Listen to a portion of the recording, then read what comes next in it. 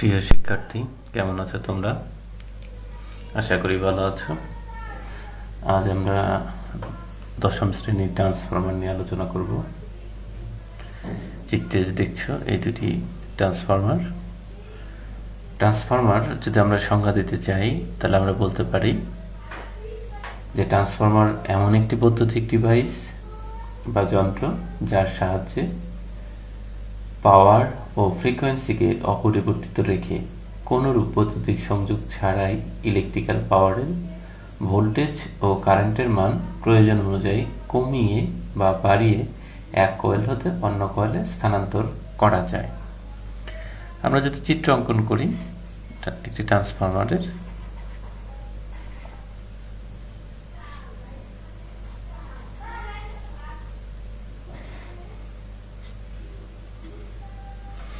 এটি একটি ট্রান্সফরমারের চিত্র।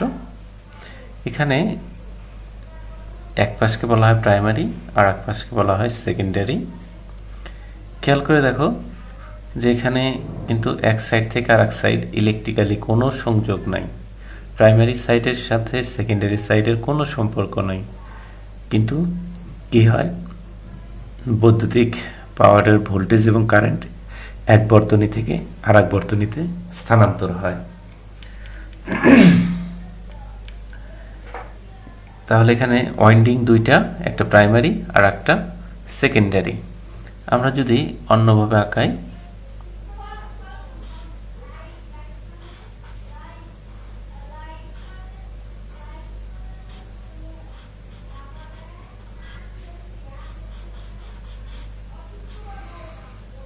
ট্রান্সফরমার খেয়াল করে দেখো দুটা ওয়াইন্ডিং এর মাঝখানে আছে শুধু কোর, আর কিছু নাই, ইলেকট্রিক্যালি কোনো সংযোগ নাই। আসলে ট্রান্সফরমারটা সংযোগ ছাড়া প্রাইমারি সাইড থেকে সেকেন্ডারি সাইডে সাপ্লাই যায় কিভাবে, এটা একটা মজার বিষয়। সেটা হলো, আমরা এর আগে জেনারেটর চ্যাপ্টার দেখেছি। একটা জেনারেটরের বিদ্যুৎ উৎপাদনের শর্ত তিনটা। একটা হচ্ছে চুম্বক ক্ষেত্র লাগবে, একটা কয়েল লাগবে, আর এই কয়েল অথবা চুম্বক ক্ষেত্র যে কোনো একটা মুভমেন্ট লাগবে। যদি মুভমেন্ট হয় তবেই এই কয়েল থেকে বিদ্যুৎ উৎপন্ন হবে। ট্রান্সফরমারের ক্ষেত্রে কি হয় খেয়াল করে দেখো, যদি আমরা প্রাইমারি সাইডে সাপ্লাই দেই তাহলে কি হবে, প্রাইমারি সাইডে সাপ্লাই দিলে এখানে একটা চুম্বক বলরেখার সৃষ্টি হবে। পজিটিভ সাইডের জন্য একটা চুম্বক বলরেখা সৃষ্টি হবে। আবার নেগেটিভ সাইড যখন আসবে তখন তার বিপরীত দিকে, যদি প্রথমে এইদিকে ঘুরে চুম্বক বলরেখাটা, দ্বিতীয়বার এইদিকে ঘুরবে। অর্থাৎ খেয়াল করে দেখো যে সেকেন্ডারি সাইডের উপরে একবার চুম্বক বলরেখা এইদিকে যাচ্ছে, আবার চুম্বক বলরেখা উল্টা দিকে যাচ্ছে। তার মানে আমার এখানে ট্রান্সফরমার অ্যাকশন যেটা জেনারেটরের ক্ষেত্রে দেখেছি, যে কয়েলের পাশ দিয়ে কি হচ্ছে, যখনই চুম্বক বলরেখা ঘূর্ণায়মান হচ্ছে, অর্থাৎ একদিকে ছিল সাউথ পোল, একটু পরে ঘোরার পর এদিকে হবে নর্থ পোল। ঠিক এখানেও ঠিক তাই, খেয়াল করে দেখো একবার যদি সাউথ পোল এদিকে আসে, তারপরের বার আসবে নর্থ পোল। অর্থাৎ সেকেন্ডারি সাইডকে কি করছে, এই প্রাইমারি সাইডের যে আমরা সাপ্লাই দিছি সেই সাপ্লাইয়ের কারণে যে চুম্বকের মুভমেন্ট হচ্ছে সেটা সেকেন্ডারি সাইডকে কাট করছে। সুতরাং জেনারেটরে যেভাবে বিদ্যুৎ উৎপন্ন হয় এখানে ঠিক সেভাবেই বিদ্যুৎ উৎপন্ন হবে। এক্ষেত্রে কোনো ইলেকট্রিক্যাল সংযোগ থাকার প্রয়োজন নেই। এখন এখানে যদি আমরা ডিসি সাপ্লাই দিই তাহলে কি ঘটনা ঘটবে, শুধুমাত্র একমুখী বিদ্যুৎ প্রবাহিত হবে, যে কারণে ট্রান্সফরমার আর কোনো কাজ করবে না। অর্থাৎ একদিকে তোমার চুম্বকের মোমেন্টটা একদিকেই হবে, সুতরাং সেক্ষেত্রে আর কোনো বিদ্যুৎ উৎপন্ন হবে না সেকেন্ডারি সাইডে। এই কারণে বলা হয় ট্রান্সফরমার এসিতে কাজ করে, টিসিতে কেন কাজ করে না। এরপর আমরা আসি যে ট্রান্সফরমারের সংজ্ঞায় বলছে পাওয়ার অপরিবর্তিত রাখে। পাওয়ার অপরিবর্তিত রাখার অর্থ হচ্ছে আমরা প্রাইমারি সাইডে যে পরিমাণে পাওয়ার দেব সেকেন্ডারি সাইডে জাস্ট সেই পরিমাণেই পাওয়ার পাবো। ফ্রিকোয়েন্সি অপরিবর্তিত কেন থাকে? কারণ আমরা প্রাইমারি সাইডে যে পরিমাণে ফ্রিকোয়েন্সি এখানে দিচ্ছি ঠিক একইভাবে চুম্বক বলরেখা ঘুরবে, একইভাবে সেকেন্ডারি সাইডে কাট করবে, ফলে প্রাইমারি সাইডের যে ফ্রিকোয়েন্সি সেকেন্ডারি সাইডের ফ্রিকোয়েন্সি একই হবে। তাহলে আমাদের ট্রান্সফরমারের শর্ত অনুযায়ী এখানে কোনো ইলেকট্রিক্যাল সংযোগ নেই। ইলেকট্রিক্যাল সংযোগ না থাকলেও কি হচ্ছে, পাওয়ারটা একদিক থেকে অন্যদিকে যাচ্ছে এবং এখানে আমরা যে কাজটা করতে পারছি সেটা কারেন্ট এবং ভোল্টেজের মান কম বেশি করে সেকেন্ডারি সাইডে পাস করতে পারছি। এবার আমরা আসি ট্রান্সফরমারের একটু হালকা পাতলা একটু গঠন নিয়ে আলোচনা করি। যে এই একটা ট্রান্সফরমার, এটাকে যদি আমরা চিন্তা করি, এটাকে রাখার জন্য একটি ট্যাঙ্কের প্রয়োজন। সেই ট্যাঙ্কটাকে, এটা হচ্ছে ট্রান্সফরমার ট্যাঙ্ক। এরপরে কি প্রয়োজন আছে, এটাকে আমরা আউটপুটে নিয়ে যাব। আউটপুটে নেওয়ার জন্য এখানে একটা বুশিং লাগবে। এখানে আমাদের হাই সাইড বুশিং,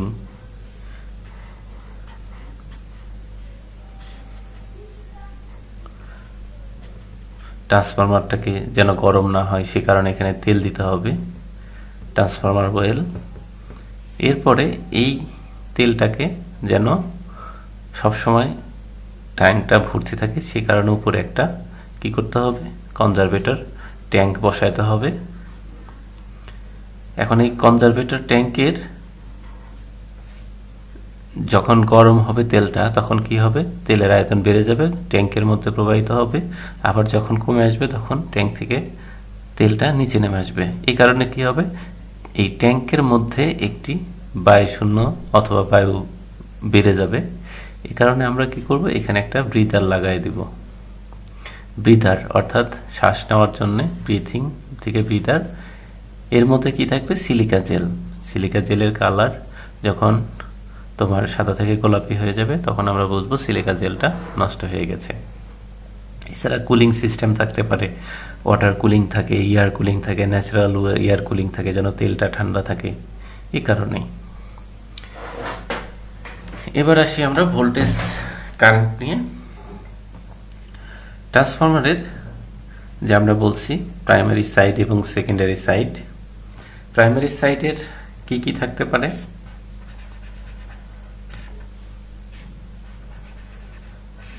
এখানে তারের প্যাচ আছে, তারের প্যাচকে এন বলা হয়, তাহলে এনপি প্রাইমারি সাইডের, সেকেন্ডারি সাইডে এনএস। আর কি থাকতে পারে, এখানে একটা ভোল্টেজ থাকতে পারে ইপি ইএস। আর কি থাকতে পারে, কারেন্ট থাকতে পারে আইপি আইএস।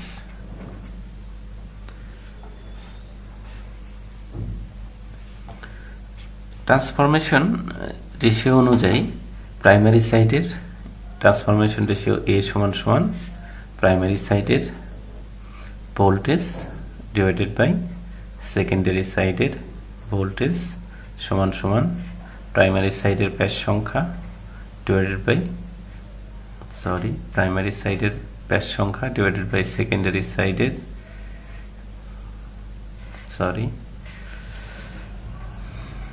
প্রাইমারি সাইডের প্যাচ সংখ্যা ডিভাইডেড বাই সেকেন্ডারি সাইডের প্যাচ সংখ্যা এবং সেকেন্ডারি সাইডের কারেন্ট ডিভাইডেড বাই প্রাইমারি সাইডের কারেন্ট। এই জায়গা উল্টা হয়ে গেছে, এটা অনেকের মনে কনফিউশন লাগে যে এটা কেন হলো। আমরা জানি পাওয়ারের সূত্র অনুসারে তোমার প্রাইমারি সাইডের পাওয়ার যদি আমরা বলি পি ইকাল টু ভিআই বা পি ইকাল টু ইআই, তাহলে প্রাইমারি সাইডের পাওয়ার, প্রাইমারি সাইডের কারেন্ট, যেহেতু বলছি আমরা প্রাইমারি সাইডের পাওয়ার এবং সেকেন্ডারি সাইডের পাওয়ার সমান সমান সমান কি হতে পারে, ইএস আইএস। অতএব আমরা যদি বলি ইপি বজ্রগুণনের মাধ্যমে ইএস সমান সমান আইএস ডিভাইডেড বাই আইপি। সুতরাং আমরা বলতে পারি এটা ঠিক আছে আইএস বাই আইপি।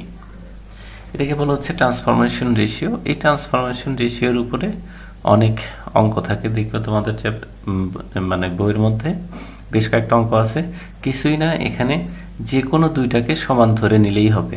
আমি বলতে পারি ইপি বাই ইএস সমান সমান এনপি বাই এনএস, অথবা ইপি বাই ইএস সমান সমান আইএস বাই আইপি, অথবা এনপি বাই এনএস সমান সমান আইএস বাই আইপি।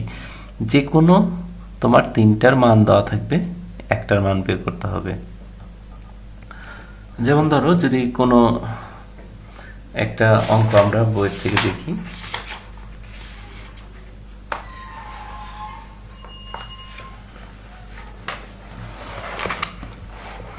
একটি সিঙ্গেল ফেজ ট্রান্সফরমারের প্রাইমারি ও সেকেন্ডারিতে যথাক্রমে 250 ও 50 টার্ন আছে। যদি প্রাইমারিতে 20 অ্যাম্পিয়ার কারেন্ট প্রবাহিত হয়, সেকেন্ডারিতে কত কারেন্টটা কত? এখানে খেয়াল করে দেখো, প্রাইমারি সাইডের কি দেওয়া আছে? টার্ন এনপি, এনপির মান দেওয়া আছে 250, এনএস এর মান দেওয়া আছে 50, তারপর কি দেওয়া আছে?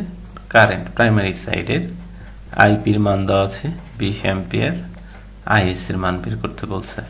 সুতরাং আমরা এখানে ট্রান্সফরমেশন যে রেশিওর সূত্রটা আছে, সেখান থেকে আমি যে কোনো দুইটা নিব, যে দুইটা প্রয়োজন সেই দুইটা নেব। NP NS, NP NS, IP IS, IP IS. সুতরাং আমরা নিতে পারি এনপি ভাগ এনএস সমান সমান আইএস ভাগ আইপি। কার মান চাইছে? আইএস এর মান। আইএসটা ঠিক রাখলাম, তাহলে কি হলো? বজ্রগ্রহণ করলে আইএস সমান সমান এনপি, উপর দিকে চলে গেল, আইপি ডিভাইডেড বাই এনএস সমান সমান, এনপির মান কত? 250 ইন্টু আইপির মান 20 ডিভাইডেড বাই এনএস এর মান কত? 50, 5 5 25, 5 2 10 সমান সমান 100 অ্যাম্পিয়ার। জাস্ট পরবর্তী অঙ্কগুলো একই, কিছু কিছু ক্ষেত্রে একটু ট্রাবল হয় অঙ্কগুলোর মধ্যে। যেমন ধরো যেখানে বলা আছে 230/115 ভোল্ট ট্রান্সফরমারের, এক্ষেত্রে 230টা হবে প্রাইমারি সাইড, 115 হবে সেকেন্ডারি সাইডে। অনেক সময় বলা থাকে যে এই অঙ্কটাতে খেয়াল করে দেখো, 500/200 volt 5 KVA transformer, secondary turn সংখ্যা 80, প্রাইমারি সাইডে টার্ন সংখ্যা কত? এখানে 500/200, 500টা হচ্ছে প্রাইমারি, সেকেন্ডারি তোমার কত হবে? 200 ভোল্ট। এখান থেকে 5 কেভিএ ট্রান্সফরমার, অনেক সময় দেওয়া থাকে যে তোমার পাওয়ার দেওয়া আছে, সেখানে শুধু ভোল্টেজের মান দেওয়া আছে, কারেন্টের মান বের করতে হয়। এরকম দুই একটা থাকতে পারে, একটু চেষ্টা করলেই তোমরা পেরে যাবে ইনশাআল্লাহ।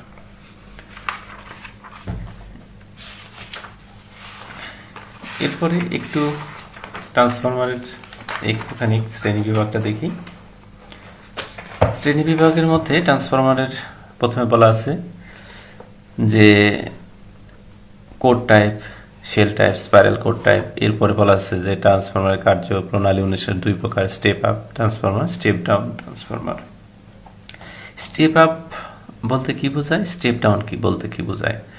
সবসময় প্রাইমারি সাইডের সাপেক্ষে আমাদের চিন্তা করতে হবে।